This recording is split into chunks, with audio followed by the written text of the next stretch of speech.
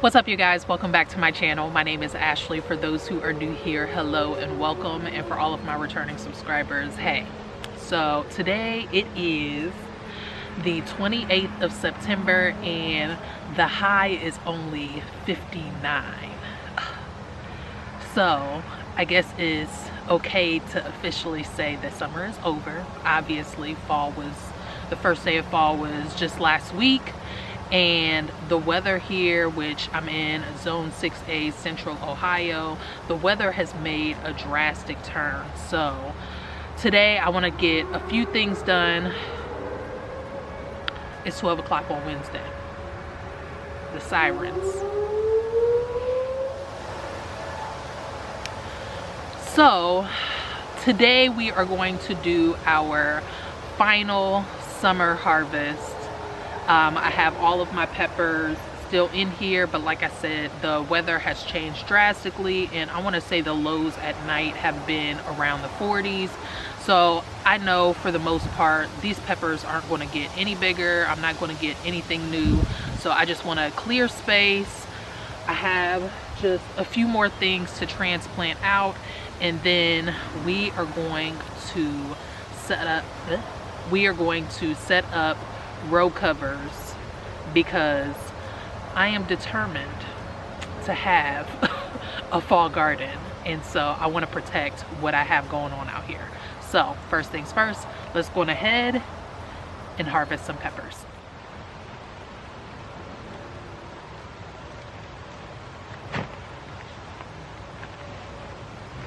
All right, so I have just 2 jalapenos here that I can pull plenty from.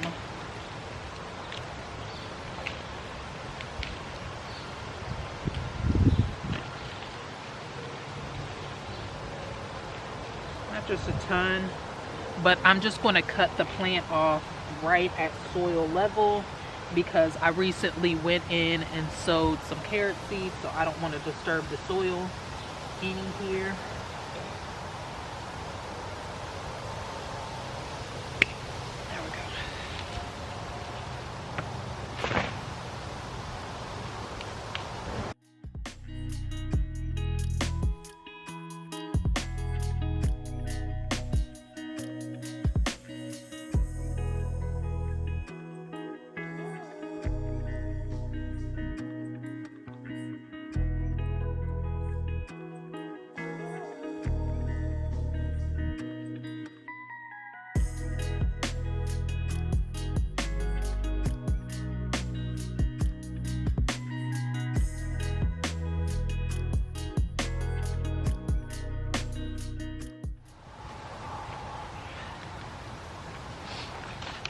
All right, this is what I got from my little harvest.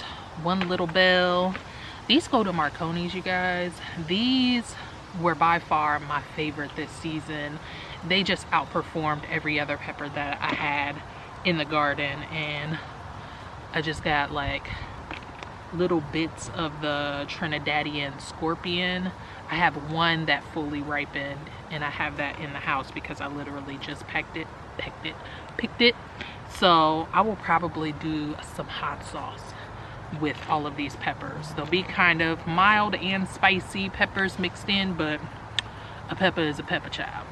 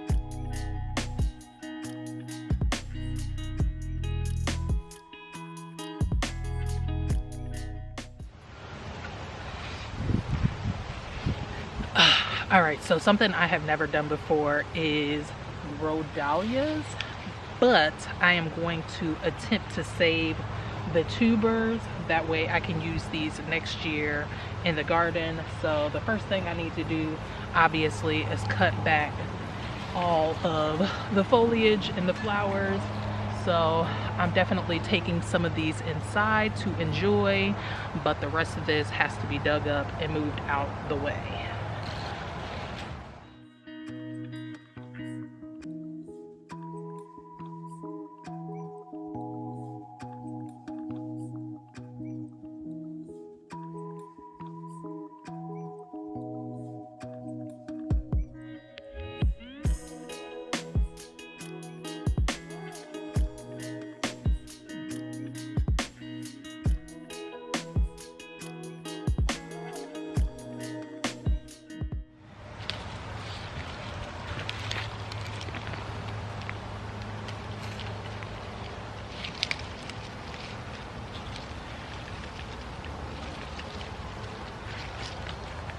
All right, this is what the tuber looks like. It looks like I can, oh, well, that was easy. Split this into two and possibly multiply this even more. But for right now, I'm just going to, I don't know if I should spray these off. I don't know. I think that I'm going to keep all of the dirt on them and just try to find a good, clean, dry spot to store these in. But this is what they're looking like. All right, so even though I'm running like really short on time for anything to really come to maturity, like I said, I really want to get some row covers in, and unfortunately these tomatoes are going to have to go because I have some brassicas that I interplanted underneath. So this is going to have to go. I am going to keep the zinnias for now because the only other thing that's in front of these are the calendula, but I want to let these live out their lives just a little bit longer before I take these down, and I think they'll be all right. They won't too much be in the way, unlike these stakes here that will be in the way. So sadly, the tomatoes gots to go.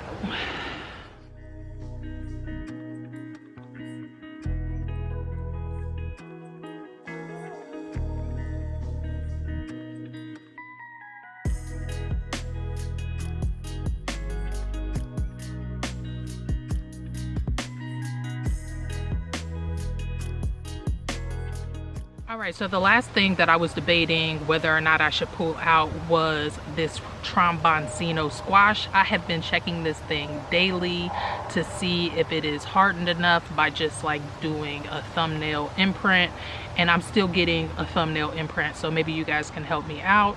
Should I allow for this guy to sit and cure a little bit longer on the plant, or will I be safe to pull this inside to finish its curing process? Let me know, because I'm completely at a loss, and sure it would be like a good Google search, and sure it will be an easy Google search, but I need somebody who has specifically dealt with this guy trying to overwinter it. Let me know what you guys think. All right, so the last thing that I needed to do was actually get my row covers in. So I went on ahead and purchased some fleece here, and I want to say I need one more of these guys to be able to cover all 4 of my beds here. I'm thinking I may only do 3 of the beds, cover 3 of them with the fleece, because the rest of this will be garlic in this bed here that currently holds like my sweet peas. So this should be fine without coverage. Actually, it will be fine without coverage, so I'm not even going to worry about this bed. But anyways, so I went on ahead, I ordered that on Amazon. I will make sure to leave all the links down in the description below of the things that I am using. But I picked up the Max Pace. This is the brand. I'm not associated or affiliated with them at all, so I actually purchased these things with my own money. But the brand is Max Pace, Make Your Garden Better, and these are some DIY garden hoops for greenhouse. It says for greenhouse. I ended up getting the large size, which was to fit any raised beds that are 3.5 feet or larger, or wider I should say. So let's go on ahead and open these up. So it looks like we have a bundle of these. It looks like I can't even, I think this was a 25 piece, so you can probably use 5 per bed. If you have like 4 raised beds, this will be good. So we have those, and then we have the connectors here, and then we have some of these like little prong things which are to hold whatever fabric you're using. So you can use these for insect netting, or you can use them for fleece as well. So I thought this was a really good set. So again, I'll leave it down in the description box below. And let's pull out the instructions so I know what the heck I'm doing, child, because this is a first for me. Alright, so the instructions are pretty simple here. It just says to put your first rod deep into the soil, ensure that it won't pop out. That way, as like you get the bending going on, it just doesn't fly out of the soil. And then you use the connectors to begin to connect the other rods. So yeah, let's go on ahead and let's cover my kale bed. I'll do that on camera, and then I will show you what everything looks like when we're done.